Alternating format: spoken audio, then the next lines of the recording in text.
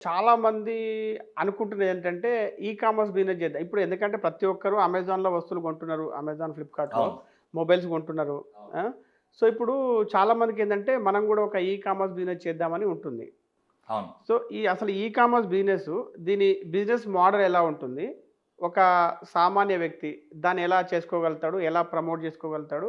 ఎంత సంపాదించగలుగుతాడు? సో, వాస్తవానికి sir e commerce అనేది ఇంకా బడ్డింగ్ స్టేజ్‌లోనే ఉంది. హ్మ్. రాబోయే 5, 10 ఏళ్లలో ఇది ఇండియన్ ఎకానమీ కంటే కూడా అంటే ఇండియన్ జీడీపీ కంటే కూడా ఎక్కువ అయ్యే అవకాశం ఉంది. అంటే ఇప్పుడు present for example $2 trillion economy India ఉందని అనుకుందాం. హ్మ్.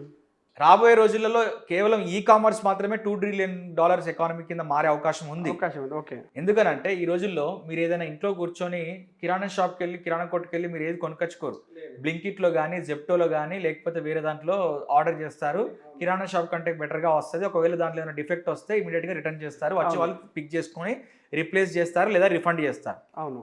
ఎంత మంచి సర్వీస్ ఇది. ఈ కామర్సే కదా ఇది. అవును. మీరు జొమాటో, స్విగ్గీ, ఊబర్ ఈట్స్ లాంటి వాటిల్లో ఫుడ్ మీరు చేయాలనుకుంటే చేస్తారు.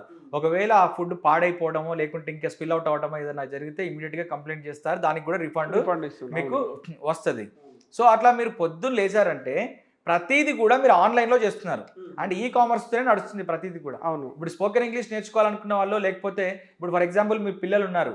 ఐఐటీ, జేఈఈకో లేకపోతే ఎయిమ్స్‌కో, నీట్‌కో దేనికో ప్రిపేర్ అవుతారు అనుకుందాం. వాళ్ళందరూ ఎక్కడ ప్రిపేర్ అవుతారు?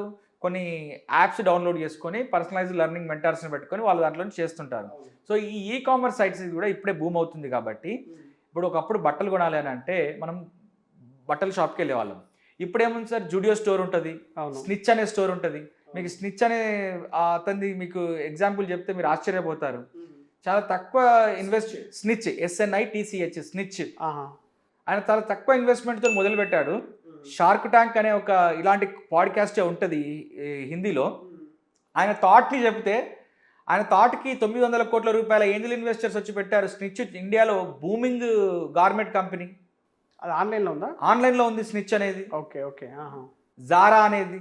ఆ! జారా తెలుసు. జారా ఉంది. స్నిచ్ మింత్రా, ఉంది. మింత్రా. ఆ! మింత్రా ఉంది. హ్మ్. హ్మ్. వీళ్ళది జుడియో ఉంది. ఓకే.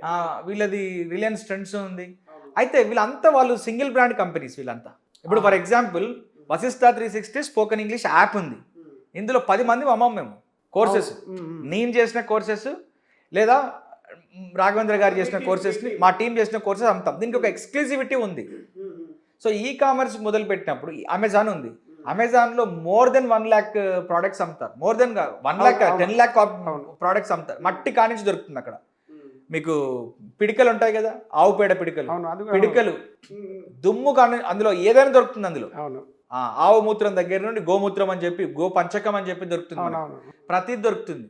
ఆఖరికి పేడ మనకు ఆహ్, జనాలు చనిపోయినప్పుడు ఎవరైనా అది ఉంటది కదా! ఆ హ్మ్. సామాన్లు కూడా మొత్తం అందులో దొరుకుతుంటాయి మనకు. ఓకే. సో, ఈ కామర్స్ అంత ఎదిగింది. చేసుకోవాలనుకుంటే నేను ఒకటే చెప్పేది ఏంటి అనంటే, మీకంటూ ఒక ప్రొడక్ట్ ఉండాలి ఎక్స్‌క్లూజివ్‌గా. ఓకే. వేరే వాళ్ళ ప్రొడక్ట్‌ని తీసుకొచ్చి మనం అమ్మాలనుకున్నప్పుడు మనకు ప్రాబ్లమ్స్ వస్తాయి. ఏంటి ప్రాబ్లము? అది సరైనటువంటి మోతాదులో దొరకచ్చు, దొరకకపోవచ్చు. హుహు. ఆ క్వాలిటీలో దొరకచ్చు, దొరకకపోవచ్చు. దాన్ని తీసుకొచ్చి అమ్మాలనుకున్నప్పుడు ప్రాబ్లమ్ అవుతది. కానీ ప్రతి ఒక్కరికి ఓన్ ప్రొడక్ట్ ఉండదు గదా! ఓన్ ప్రొడక్ట్ లేకపోతే ఓన్ బ్రాండ్ అన్నా ఉండాలి. హుహు. ఓన్ బ్రాండింగ్ అయినా ఉండాలి. హుహు. ఫర్ ఎగ్జాంపుల్ మేమున్నాము.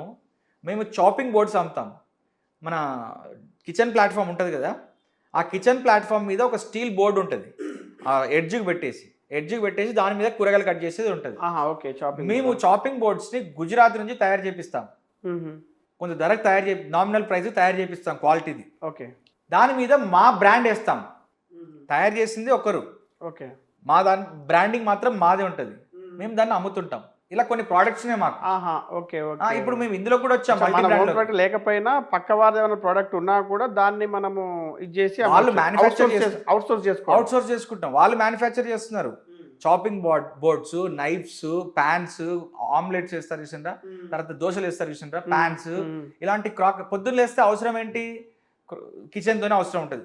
లేవగానే ప్రతి ఒక్కరికి ఆకలేస్తుంది. ఇది అవసరం ఉంటది కదా! ఓకే. సో, వాటిని మేము ప్రొక్యూర్ చేసుకుంటాం. గుజరాత్ నుండి, మన నాచారం నుండి హ్మ్. ప్రొక్యూర్ చేసుకుంటాం. వీటిని ప్రొక్యూర్ చేసుకొని ఏం చేస్తాము?